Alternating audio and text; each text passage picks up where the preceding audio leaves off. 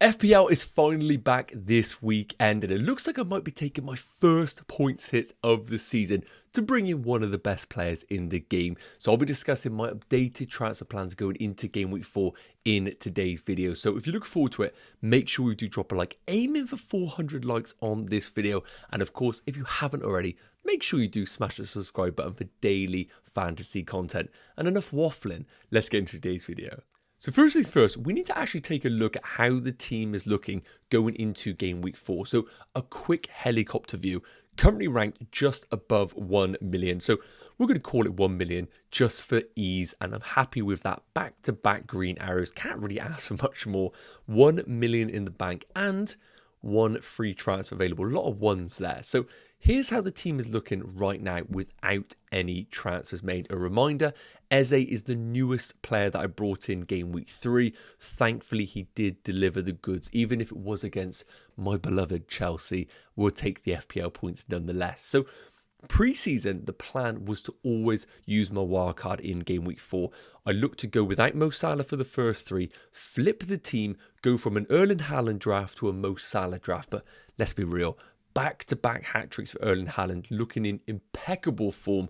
I just can't bring myself to use the cash from Erling Haaland to bring in Mo Salah. So we have to be a little bit more creative on what to do with this team. And we will be taking a look at the specific players that I'm looking to bring in and the specific fixtures that we're looking to target. But just as a general overview, Henderson has been a little bit woeful. However, the purchase of Trevor Chalobah and the Wolfsburg defender, I'm hoping we might see an improvement in the Crystal Palace defence over this international break. Hopefully a little bit of time for the players to gel, and home against Leicester, I feel that's a good position for Crystal Palace to be in. So that could be the first clean sheet of the season. In terms of the defenders, Robinson and Trent more than happy with, but Saliba and Saka, the double Arsenal, is where my slight concern is. Of course, we'll be taking a look at the fixtures in a minute, but away against Spurs, I think from an offensive perspective, that's good. From a defensive perspective, if anyone's going to keep a clean sheet, it is going to be Arsenal, but I always back Spurs to score in every single fixture, so having Saliba for that game isn't ideal. And then, of course, Man City the following week. It's a lot of money to have on a player that I'm not expecting many clean sheets from. In terms of the rest of the players, I'm going to be honest. Rodgers has been disappointing from an FPL returns perspective, but against an Everton team that are really struggling right now, just doesn't really feel like a player I want to shoehorn out of the team.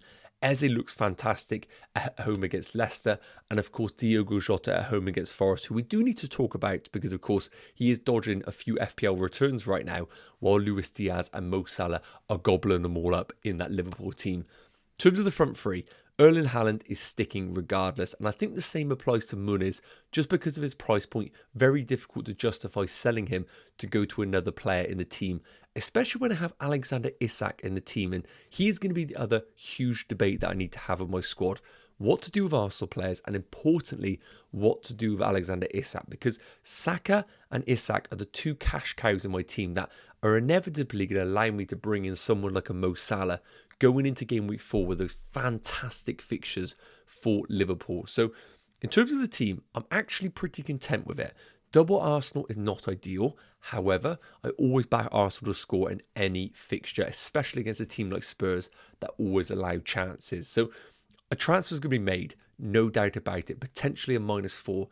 So let's take a look at the teams to target and importantly, those upcoming Champions League fixtures and then the players we really do need to prioritise in the side. So I think a really important thing that we need to consider going into game week 4 is the impact of European football. The first 3 game weeks have been pretty cosy. We've been able to target teams, have no real issues outside of the Premier League fixtures. Yes, there have been a few Carabao Cup games, but they haven't really impacted those big teams. And of course, Chelsea had their Conference League playoff, but again, didn't really impact the selection of certain players.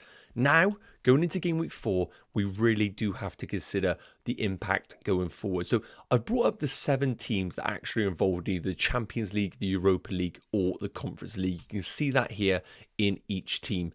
But the big thing that we need to note is when the actual European fixtures are taking place. So if we take Aston Villa as an example here right now, I personally am not really looking to bring in an Aston Villa player. I already have Morgan Rogers.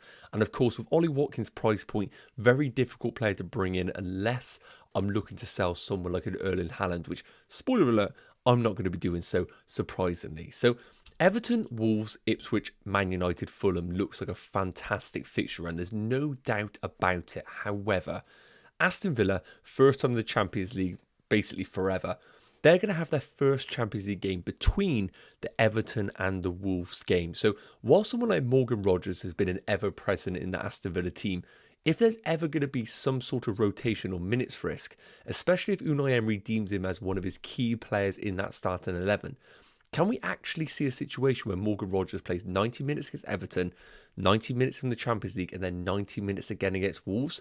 I think the answer is going to be no in this situation, especially someone like an Ollie Watkins, who's been playing 60 to 65 minutes each and every game week, with John Duran coming into the Aston Villa team and actually getting considerable minutes and decent returns.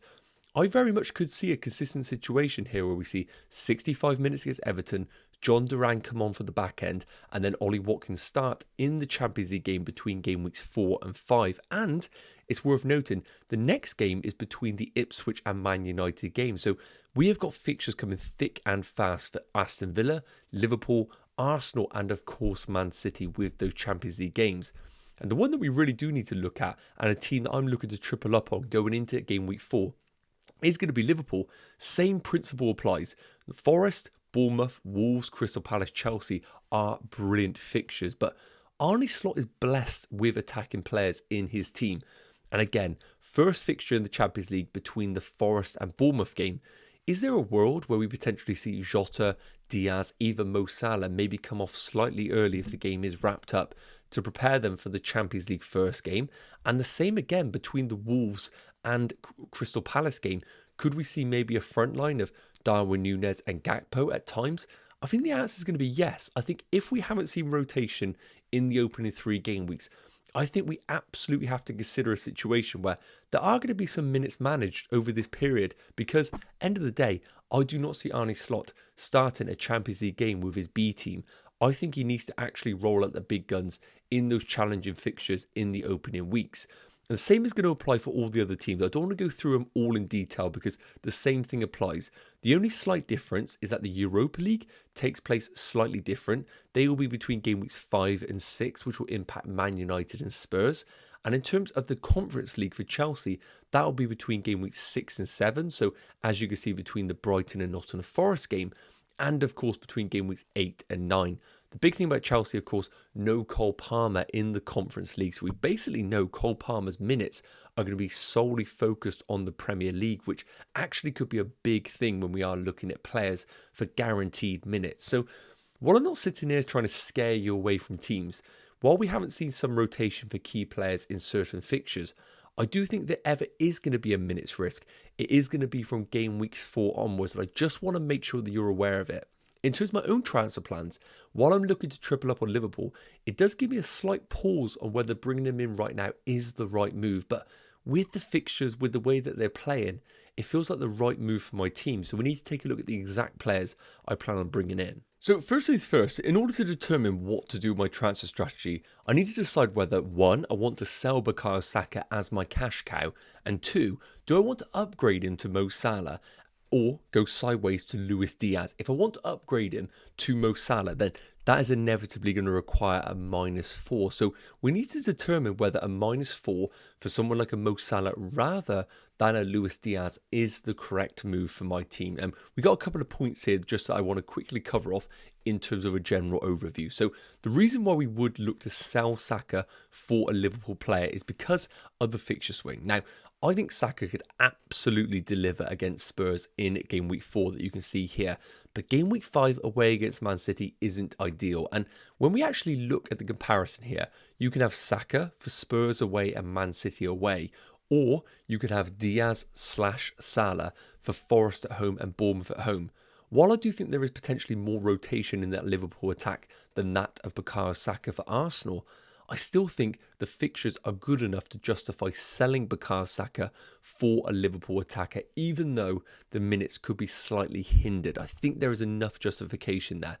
But again, the thing that we do need to clarify is the fact that Liverpool will be playing against AC Milan on Tuesday, followed by Bournemouth on the Saturday. But again, we can't really use that as an excuse to not bring in a Liverpool player, because the exact same thing applies to someone like a Bukayo Saka. And with Arteta bringing in someone like a Raheem Sterling, there isn't out of the realms of possibility of maybe Sterling taking some minutes away from Bukayo Saka if necessary. But again, the fixtures for Arsenal are so important for them to have any sort of title challenge. It feels like if they lose both of these games, they're almost out of the title race. So Saka is basically going to guarantee to play at least 160 minutes over those next two games. I don't think the same can be said about Salah and Diaz, so we do need to take that consideration. The big thing about the two, if we do come to the conclusion that selling Saka is the right move, can we actually save a bit of money, not take a -4 and go for someone like a Luis Diaz? Now, the underlying numbers have actually been better than that of Mo Salah's.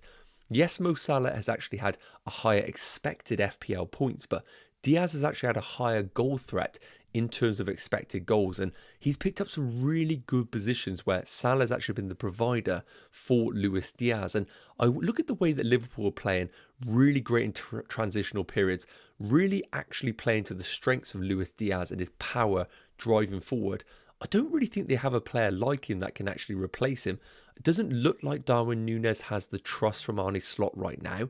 And for that reason, I do think that Luis Diaz's minutes are going to continue to be good in this Liverpool team going forward. And the same is going to be that of Mo Salah. Now, the big thing about Mo Salah is, I think we could probably sit here and say that Mo Salah's minutes are going to be better than Luis Diaz's in general over this period. And being on penalties, and importantly, a captaincy option in game week 5, which is the big thing. Erling Haaland, of course, is going to stay in my team. And with an a home game against Arsenal in game week 5, it doesn't really feel like the best time to use your captaincy. With game week 5 and Mo Salah in the team, that is a great opportunity to put a trusted player as your captaincy pick. And that is something that definitely needs to be weighed up when we're looking at a transfer. A -4 for someone like Mo Salah, who is going to have probably better game time than that of Luis Diaz, on penalties, and as an all-round player, probably more avenues to points. Whereas Luis Diaz saves that 5 million, keeps some points hits in the bank, and I would argue gives you a bit more goal threat than that of Mo Salah over the same period of the two fixtures. So to conclude, I do think selling Saka to a Diaz or a Salah is the right move. But of course, for a -4, it isn't exactly as easy as saying Mo Salah is essential for the team. But with that said, I think over the next two fixtures, Forest at home and Bournemouth at home, I think rotation is going to happen for both of them. And I feel like taking the -4 is probably worthwhile just for the captaincy that pick that we have in game week 5. So if we are leaning towards Saka to Salah, we need to decide where I'm going to be freeing up the funds in the rest of the team. So of course, in an ideal world, I wouldn't be taking a -4, but as I mentioned, I feel like Mo Salah over the next two game weeks is a player that I really do want to have in the team. I do think Luis Diaz gives me a way out of taking a -4, but I just don't feel confident enough right now in those guaranteed minutes, and importantly, the fear factor of not having Mo Salah, which end of the day is absolutely a thing in FPL. So in order for me to actually gain the 1.5 million that I need to upgrade Saka to Mo Salah, I'm going to have to sell Alexander Isak by the looks of things, which isn't ideal, because although Alexander Isak hasn't been ripping up trees, he's still got a goal and an assist for a Newcastle team that have also been a little bit underwhelming. And the player that I think absolutely is top of the list for me to bring in is going to be João Pedro. So take a look at some of the positives of this move. Selling Isak is going to be the cash cow for me to fund the Salah transfer. Yes, it will be for a -4, but if I am going to sell Alexander Isak, I do think João Pedro is the ideal forward. We're looking at the fixtures right now. Ipswich at home in game week 4, followed by Nottingham Forest in game week 5. Are brilliant fixtures. Now, I don't think Isak's are that bad. Away against Wolves, who've been struggling this season, and then again away against Fulham, who again isn't an ideal fixture, but could I see Isak scoring in them? Absolutely. And then game week 6, realistically, I am committing to a wild card over that period to get myself back on Arsenal assets, it's worth noting. So we're only looking at the next 2 fixtures, and when I look at them in isolation, the fact that Isak's 8.5, the fact that João Pedro is 5.7, it is a little bit of a no-brainer to bring in someone like João Pedro into the team to enable an upgrade for Saka to Mo Salah. But of course, there are some negatives about this. First and foremost, Isak has finished his international duty with Sweden, so he is travelling back to Newcastle, and we can expect him to be fully fresh for that away game against Wolves, whereas João Pedro is still with the Brazilian national team. Now, he got a late call-up due to an injury for a Brazilian forward, but we're not expecting João Pedro to get any minutes, so it isn't really a case of João Pedro's fitness. It's more of a case of when he's actually going to arrive back in Brighton for their fixture on Saturday against Ipswich. And Brighton are blessed with lots of attacking players in their team. We have Enciso, we have the new signing Rutter, we have the returning Evan Ferguson, who probably will be a bit more of a competition place for Danny Welbeck. But right now, this Brighton team are playing well. João Pedro playing well in the team, but it doesn't feel like his place is absolutely locked in for that game week 4 fixture. And for that reason, waiting for the Friday press conferences is even more important than ever if we are looking to bring in someone like a João Pedro. And as I discussed, the rotation is the main factor for me. But when I do weigh it all up, Alexander Isak is an incredible player and absolutely could deliver over the next few fixtures. But if we do get some sort of clarification that João Pedro is available for the Ipswich at home game, it feels only right that doing Isak to Pedro and a -4 to bring in Mo Salah for the next 2 game weeks and a viable captaincy option just makes a lot of sense to the team, even though I do hate 4-point hits.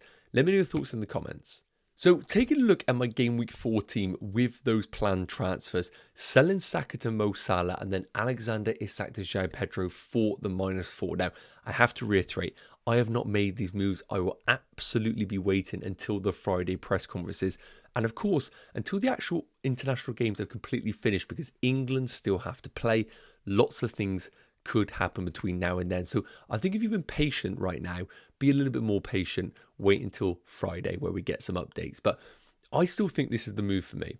I think Luis Diaz absolutely is a plausible transfer, and it allows me not to take the -4. But I'm looking at game week 5 in particular, when Haaland is playing against Arsenal and Liverpool have that favourable game against Bournemouth. And I think to myself, that captaincy on Mo Salah is going to be very, very important for my team. And I wouldn't be surprised if Mo Salah was to deliver over the next few fixtures. And while I have the opportunity to take a -4 and still bring in a forward like João Pedro, who is playing well with great fixtures, feels like a no-brainer for my team. So this is how it would set up. Captaincy still would be on Erling Haaland, I think, at home against Brentford. But even though the vice is on Eze, I would shift that over to Mo Salah, of course, at home against Nottingham Forest. And then he would be my captain in game week 5. With these moves, because of course I'm moving away from Bukayo Saka and I don't have any free transfers built up in the bank, it is likely pushing me towards a wildcard in game week 6, which I'm more than content with because it means I can jump on the Arsenal fixtures and other teams that have a fixture swing over that period. And I feel like I'm pretty content with that plan now, even though I wanted to initially be aggressive with a wildcard in game week 4. I don't think this team needs it enough. And yes, I will be going into this game week with Saliba away against Spurs. Not ideal, but if there is a team that's going to keep a clean sheet away against Spurs, it most likely will be Arsenal. So it's not the end of the world. And Saliba, of course, still offers some attacking potential from set pieces that Spurs have been pretty woeful in previous seasons. So that is the current plan, but of course, I will update you on Friday's video where we'll do my official team selection video off the back of the press conferences, and we should get pretty much an idea of what exactly I'm going to do with my team. But let me know your thoughts in the comments. Yes, guys, okay, that is going to wrap up today's Game Week 4 updated transfer plan video. As I've spoken about, a -4 is most likely going to happen. Just need to wait for that information on Friday.